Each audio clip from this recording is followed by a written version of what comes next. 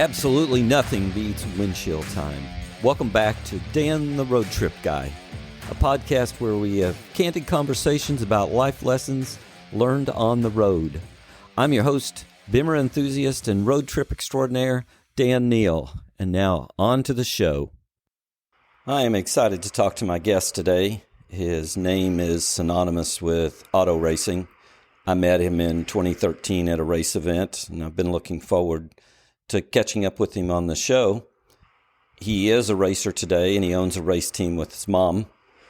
And so I'm excited to talk to him and catch up how his year has been, what he's up to, and what 2023 looks like. And so I want to welcome to the show Jarett Andretti. And Jarett, I like to give my guest a couple of minutes just to let my listeners know who they are. And so for you and I, let's take a warm-up lap around Mid-Ohio, which I know you know that track very well, and just let my listeners know who is Jarett Andretti. Yeah, Mid-Ohio is a great place. We raced there this year, actually, in the P3 car, so it's a good place. Unfortunately, we're not going back there, but I'm Jarett Andretti.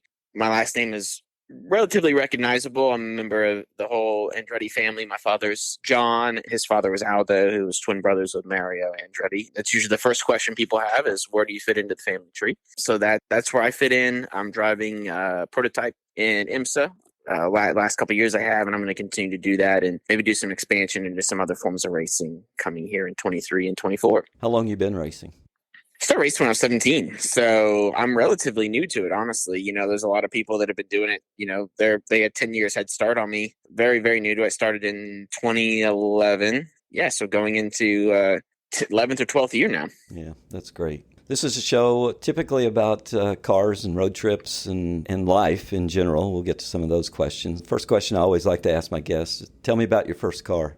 First car was a Dodge Durango my parents had that they towed behind the motorhome, and when Dad stopped racing, we had he let me drive it around, and it was great. It was awesome. It was rugged. It was big. It got me up and down the road, and it was nice. It had a cool feature on it that it actually had lights, like police lights on it that Dad had put on it at one point just for fun. And so I never used them, but probably not the best thing to have on a 16-year-old's car. But anyway, that was my first car, and that's what I used, and I still love that thing. It was maroon. Oh, that's cool. Yeah. What do you drive today? I drive actually just a GMC Acadia. I don't drive anything fancy.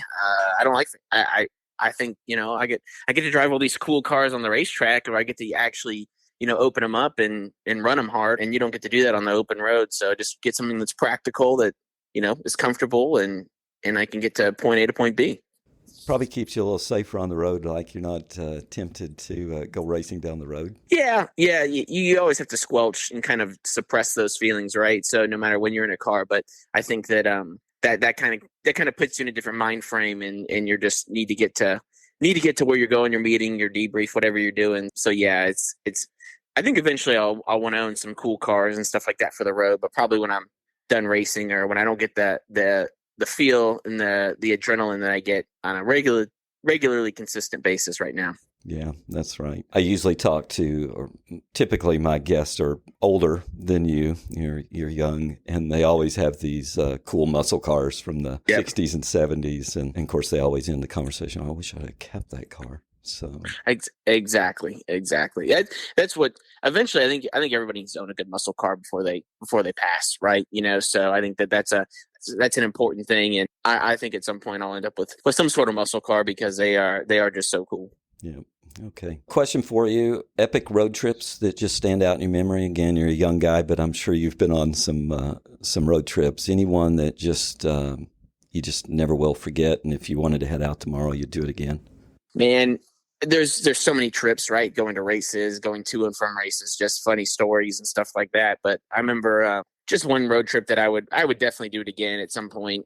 We went, me and Dad ran the Silver Crown car up at Pikes Peak in Colorado. We got on I-70, like from Indiana. This was probably back in 2013. And we just got on I-70 and we just started heading west. And it was like, get off in 670 miles or whatever it was. And we just drove and drove and drove. And the plains were actually pretty cool to me. You could just see from miles. And then obviously when you got to Colorado, you know, we went to Pikes Peak and got to see Colorado Springs and all that stuff, and then go racing. So that was just so fun. And there's just so much windshield time with, your dad and getting to talk about racing and life and all that stuff. So that was tons of fun. But I have so many of them with dad, and in particular, that stand out, and going to cup races with him and going to different places, just driving and him racing and us going to the next place. So it was just, so many memories. I could go on and on about, road trip after road trip that we took, because we just like to drive together. We just like to drive places. We'd rather drive than fly. So we have lots of windshield time together. Sure. You get to see the country when you're driving, not so much when you're flying. Sometimes it's good to get there quick, but I still love going out west, and I'm kind of a backroads guy. I like to get off the interstate and just how can I get there and without being on the interstate? Yeah, it's there's a lot of the country that you don't get to see, and if you're flying over it, they have those terms, the flyover states, right? But there's really no flyover state, right? Every state's got something cool to offer, and something, there's a cool small town somewhere and a cool diner or a dive bar or something like that. I like to go to the dive bars and diners and stuff like that. I like to get off, go to those places, and I'd rather go to a dive bar than a fancy restaurant. Every town there's something like that, right? That you can go into that's been there for, how many years, right? Regulars there and all that. So I like to find those kind of places, and I think that's always a fun thing to do as you try to travel through these small towns when you're driving. Yeah, I would agree. There was, we were over with Henry at VIR years ago, and there was, I don't know, it was almost like a garage there, and we just found it, and they had the best food, but you felt like you were walking into an old gas station. It's called Brooklyn Eats, isn't it? I believe that's it. Yeah, that's the place. And it was, I always tell people one of the best restaurants you'll ever have. It's in Roxborough, North Carolina. And I saved the name on my phone because I was like, if I ever get to go to this place, it was like, I got the story because I was like, man, there's this food, VIR, there's nothing around there, right? I mean, there's nothing. And when I went to the hotel, the lady was like, there's this place they said it's American food. It's called Brooklyn Eats, and it's an old firehouse. And I said, okay, let's go there. I said, what kind of food is it? She's like, it's kind of like Applebee's. And I was like, what? And so I went there, and I'm like, this lady was so wrong. There's nothing like Applebee's. This is amazing. It was like some 5-star chef that decided to get off the road and off the grind in New York and start his own restaurant in his hometown. Yeah. So that's the place. Their buffalo chicken dip's amazing. So if you're going to VIR and you're going to stay in North Carolina, stay near Roxborough and go to Brooklyn Eats. Yeah. Great. Thanks for reminding me of the name. It was so many years ago. I'm like, we would rack our brain going, oh, what was that? Yeah. Well, you talked about your name, and it's just pretty synonymous with auto racing. You said you got a later start than most. Did you grow up wanting to race cars and you just waited, or what's the story there? Yeah. I mean, I was playing other sports and really enjoyed playing other sports, and Dad never pushed me and or anything like that. And it was kind of really by happenstance that I got into it. He got a go-kart for himself as he was racing less, and so I got into it with him because he just wanted to go. He needed somebody to put the go-kart on the stand with him when we went to the racetrack so he could drive it. And then he said, yeah, you want to drive it? Of course, I did a couple laps, and it just snowballed from there, right? It went from him not driving at all to me driving all the time and going every weekend and just running laps after lap after lap. So really, really fun times, really, really good times. And it was very, very, I don't know how you put it, just very, very natural the way that it occurred and organic. It was no pressure to do it or not do it. Yeah. So it was nice. Did you race go-karts or did you go straight to cars? I raced a couple go-karts. I think I raced like 3 or 4 races, and then I went to cars. And then after cars, I did some go-kart stuff for a little bit. I came back and I was doing some cars and go-karts at the same time, but I didn't race many go-karts. I think I raced like less than a year in karts and got straight into cars because I was old enough at that point, right? Usually that's the limiting factor for people is, the age, they got to stay into go-karts until they're, 15, 16 anymore. Yeah. For sure. Did you do any training? I mean, you hear about Skip Barber. We met you through Bertle Roos. Yeah. Did you do any of those type schools, or did you just your dad put you in the car and he was your teacher? Yeah, I mean, with the go-kart, he just put me in the car and said, "Hey, go have fun, go figure it out." Right? It was just doing it just to have fun at that point, right? Every great thing starts with, hey, let's just go do this for fun and see what happens, right? And so that's what we did, and then I did the Bertle Roos school. Let me think here. Probably about a year after I started racing, So I did like the 5-day school, the 3-day, and then I came back for the 2-day the following week. I remember they took me out of school so I could do it. I thought that was really cool. I did some of it on spring break, but the rest of it was during the school week. And then I would do the car race at the end of the year every year with those guys. So I think by the time I met you and Henry, Dan, I think I had done the 5-day school and then raced the Enduro once. And so that was my second time there at Roebling Road, having fun with you guys. Yeah. We finished second. How about that? Did we? I totally forget. I probably should remember that. Yeah. That's cool. Yeah. That's cool. I mean, it's a little bit, I'm friends with Dennis, but I know that he played his cards right. He made sure to keep his time off the left front tire there because the tire deg is so bad there. So, I know that he was making sure to keep his left front tire fresh for the race. Yeah. And we ran all the laps in practice because we were having fun. Yeah, exactly. That's what we were there for, right? Hey, so you're racing pretty much full time, I believe. You also run a race team. Do you do anything else? I know you went to University in North Carolina, I think. Yeah, I did go to NC State. I don't do much else, to be honest with you, as far as that stuff goes, because I spend most of my time working on the race team or in the race team or driving the race car or whatever that might be. I do all that stuff. And then, whatever spare time I have, I usually spend with my family. I got my mom is in North Carolina, my sister's in Tampa, my other sister's in Philadelphia. So whenever I can go and get to one of them, I do. Or whenever I can get home to Charlotte and spend some time with my mom, I do that. Really, if I'm stationary for any amount of time, it's in Charlotte or in Indy, and we're working. So I'm not really good at finding hobbies and such. Maybe when I get older, maybe I'll learn how to develop that skill a little bit better. Yeah, when you're my age, you can have a hobby. So, yeah, I'll pick up fishing or something. Yeah, there you go. Mm-hmm. I'm sure you have a lot of track memories. And, is there one particular memory with your dad, either when he was racing or you were racing that, you'll just never forget? Maybe it was a win, something big. Anything?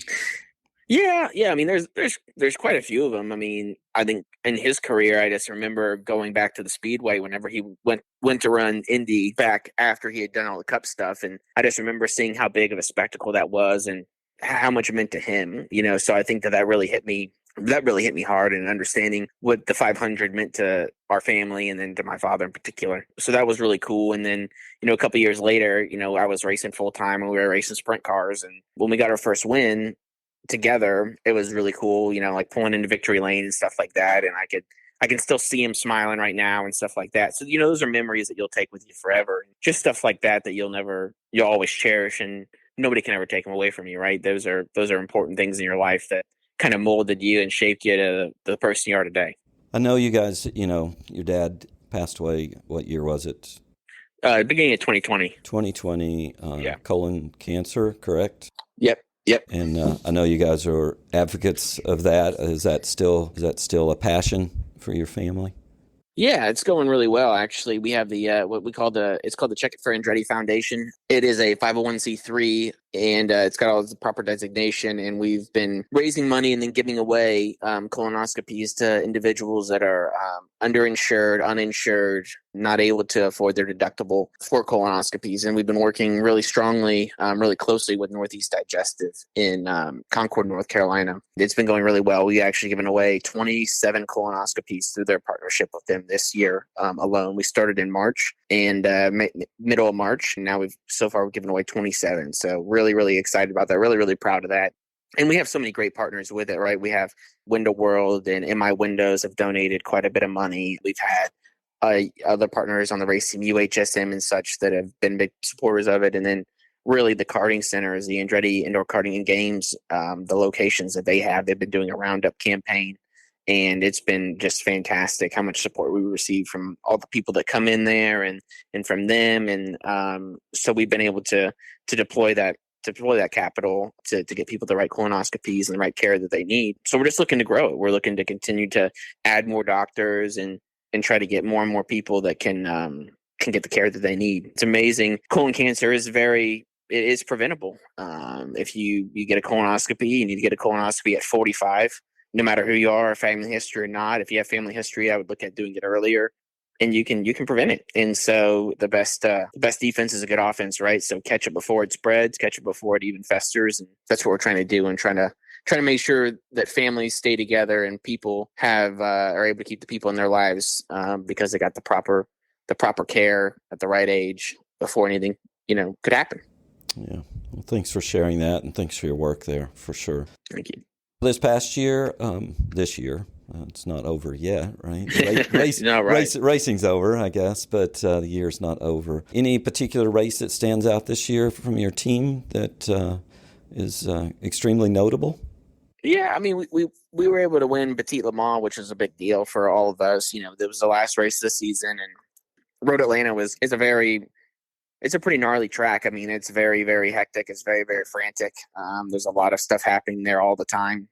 It was just good. We won. It was our first win in the class in IMSA, but it was at an endurance race, at one of the hardest endurance races to win. And so we were just super proud of that. It was the end of the season, so we ended on a high, and just everybody just executed flawlessly, from the people on the pit stand to the drivers to the crew. And it was just a really good weekend all around. Really proud of that, and we could take that momentum into next year with us as well. That really stands out, and there's nothing quite like your first win, right? That's always big and something that you'll never forget. Yeah, we watched that one. We had it on the TV, and I'm like, there's that. We know that name. So kept watching Yeah. and rooting for you. Big plans for 2023? Yeah, we're gonna do some more prototype racing. Hopefully, add some other racing to the schedule as well. I like to race more. Rather, I'd like to race more than I am now. So we're adding that and looking to kind of add to the current schedule. So excited about that, and we'll see how those plans come together and kind of go from there. So back to road trips a little bit. If you could take a road trip with anyone, living or dead, who would it be, and where would you go? Yeah, I mean that's a good question. I mean, I think that the common theme here is is obviously my father. So if I could take another road trip with him, that'd be fantastic. And I don't know where we would go. To be honest with you, we'd probably just go to a racetrack somewhere where like we always did. So who knows? Maybe Watkins Glen, something like that. We've had a lot of good memories up there. We won some races up there and had some good times there. So maybe we'd take a trip to Watkins Glen and spend a weekend racing and up there on the lake and hanging out. And that's probably what we would do. That sounds like a pretty good time to me. Yeah, that's great. Yeah, I would like to do that with my dad. Again, he was a owner-operator of a big truck. Spent a summer with him when I was 9 in the truck, traveling around the U.S., which was fun for me. And then I bought a car. I've told this on another podcast, but I bought a car in San Jose. It was a 20-year-old BMW, and I bought it for $2,500. And the only reason I bought it was to drive it back across to Cincinnati on Route 50. Yeah, and so that's cool. I invited him along, and we tooled across the country together. And now looking back, and I wish it was a time before iPhones and all that. I wish I'd have had a voice recorder, and I just turned it on, because he just told story after story after story as we drove home. We spent one night in a hotel, and he said, "All right, that's it. We're heading home. No more sleep." We just drove straight through. That's hilarious. That's how my dad was. But those are priceless memories right there, right? That was something that you can cherish forever, and that's something you'll have to do with Henry, right? Get a car somewhere, get a car up in Portland or Seattle, and drive it back down the other part of the country, right? It's really pretty up there. You'll have to do that. Make sure you don't miss out on the opportunity to do that with your son one day. Yep. For sure on that. One thing you mentioned, and I want my listeners to hear this because most of them are not into the racing scene. You mentioned, typically you see a race team and you see the driver, and you don't see all these other people behind the scenes. And so you mentioned them earlier, and I just want people to understand it's a team making this work, not just a driver getting in a car. Yeah, I mean, actually, it's funny. I think of the driver as ultimately a very small cog in the wheel. It's very much, and that's where I think that maybe people go wrong with motorsports is there's a lot of guys that do a lot of work that never get recognized, and that are really, really, they're critical to the operation. And it's always funny. It's a lot easier to replace the driver than it is to replace all the mechanics or all the engineers or something like that, right? So ultimately, those guys everybody's important, but more important, or at least as important as the driver. And so, and I say that as a driver, but when you look at a race team and you look at all the mechanics that put the car on the track and make sure that everything's in just the right order, and you get the truck drivers that get the cars there without damaging anything, and setting everything up and making everything runs properly. And you look at the engineers that make the decisions on the setup and the pit strategy and the calls and managing all the people. You have the team manager and everything like that. Logistics people and hotels and ordering parts and making sure you have all the lifed out stuff off the car. All that stuff that people don't understand and don't see. It's like, it's very, it's hypercritical. It's everything. If the cars don't get there in one piece, you don't get to go racing. But if a driver doesn't show up, you just grab another driver. That's kind of the way it works. Yeah. So not to discount, drivers are super important. Obviously, they get a lot of credit, and they're very important part of the cog. But I think ultimately the team behind them and the people that stand behind them is something that doesn't get enough credit. And I think that the people that understand that, and the drivers that understand that, and they build the teams around themselves and get everybody working together in the right direction, those are the ones that are successful. And you can look at that in Formula One. You can look at that at guys like Fernando Alonso and stuff like that. You can read in Schumacher, you can read about how they were able to get their mechanics and engineers and people in the factory to work with them and work alongside them and really buy into what they were doing. And you were able to get the most out of them. And when you get everybody operating at their max capacity as hard as they can all the time, typically good things happen, and then success breeds more success. So I think all that stuff is super important and things people don't think about when they turn the TV and watch a race. Yeah. Thank you for sharing that, and just want people to know. So you are young. You mentioned that. You mentioned no hobbies yet, but anything on your bucket list? You got one of these items on your bucket list, totally unrelated to maybe racing, that you want to knock off of there someday? Yeah, it's funny. I mean, yeah, I'm pretty boring. Racing's kind of the only thing I do. It's pretty boring, and ultimately, I'm sure that if I had some hobbies, we could have gone down that path and everything. But I don't have bucket list items. I think that I need to sit down and make one, to be honest with you, to be quite frank with you.